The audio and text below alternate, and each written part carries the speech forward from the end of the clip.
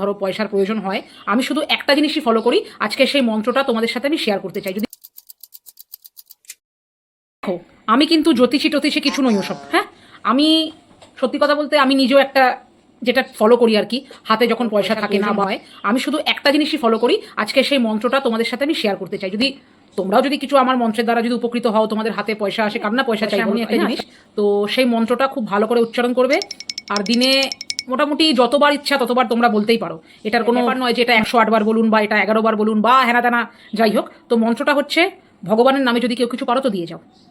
আচ্ছা, ঠিক আছে। আরেকটা গুরুত্বপূর্ণ টিপস শোনো, যদি তোমাদের বরেরা কখনো পয়সা চাইলে বলে পরে দেবো, বা কোনো কসমেটিক্স কিনে দিতে চাইলে বলে পরে কিনে দেবো, তখন কি করবে? সেই মোমেন্টে জুতোটা নেবে, পায়ে দেবে, বরের মানিব্যাগ থেকে পয়সাটা নিয়ে কটকট করতে করতে তার কিনে এনে তার সামনে প্রেজেন্ট করবে। হলো? আর শোনো, উল্টো পাল্টা কিছু ভেবো না। এক একটা মানুষ এত ঠেটা হয়, এতটাই ঠেটা হয়, বিয়ের পরও তারা খুশিই থাকে।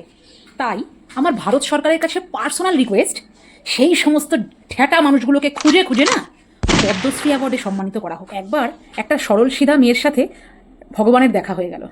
তো সেই মেয়েটা ভগবানকে দেখে তো আপ্লুত হয়ে গেল। এবার সে জিজ্ঞাসা করছে যে ভগবান তারা কতটা সহজ সরল হয়, কতটা হাত খোলা হয়, কখনো কোনো কিছু চাইলে না করে না, তাহলে বরেরা এমন হয় কেন?